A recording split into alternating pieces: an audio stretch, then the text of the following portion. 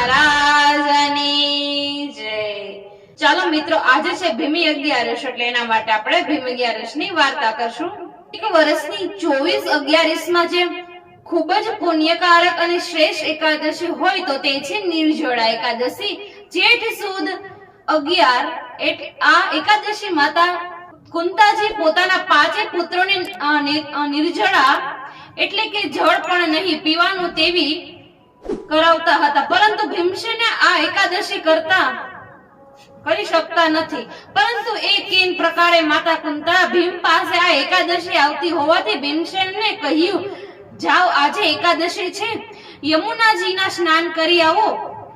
એમ તો વહેલા સ્નાન કરી આવ્યા છીએ અને પ્રભુ ભજન કરી લીધેલું છે। ભીમસેને કહ્યું, માં પહેલા ખીચડી ખાશું, જમુના નાસું, ખીચડી ખાશું। જપતો જમુનાજીમાં સ્નાન કરવા માટે નીકળી ગયો, પરંતુ ખાવાની ધૂનમાં યમુનાજીનો રસ્તો ભૂલી ગયો અને અવળે રસ્તે ચડી ગયો। રસ્તામાં એક નાની તલાવડી આવી અને એક શિવજીનું મંદિર આવ્યું। મધ્યાંતરનો સમય હતો। ભીમે જણાવ્યું, આ જમનાજી જ છે। એમ સ્મરણ કરી તલાવડીનું ખૂબ જ પાણી શિવ મંદિરમાં ભરાઈ ગયું। આથી માતા પાર્વતી શિવજીને પૂછે છે, હે પ્રભુ, આપણા મંદિરમાં આટલું બધું પાણી કેમ ભરાયું છે?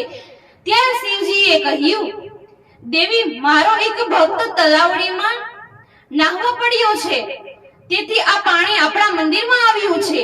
હવે આનો એક જ ઉપાય છે, હું સિંહ બનું છું અને તમે ગાય બનો। તમને મારવા માટે હું દોડીશ। એટલે ભીમસેનને થશે કે આજે 11 ને દિવસે ગાયને મારવા ન દેવાય, આથી તે ઊભો થશે, મને પકડવા તુરંત જ પાણી બધું મંદિરમાંથી ઉતરી જશે।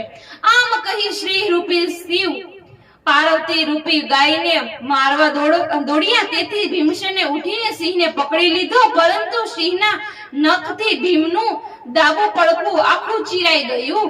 તેથી ભીમસેને પૂંછડી પકડી જેવો સિંહને મારવા જાય છે કે તુરંત જ મહાદેવજી પ્રસન્ન થાય છે। ભીમને દર્શન આપીને ડાબા પડખા ઉપર હાથ ફેરવીને વ્રજ જેવું લોખંડી બનાવી દીધું। શિવ કહે છે, ભીમસેન, બીજું જે જોઈએ તે વરદાન માગી લે। ભીમ કહે છે, વરદાન આપો મુજને, હું જાજો જોરાવર થાવ, મારી નજરે જેટલું દેખવું તેટલું અન્ન હું ખાવ।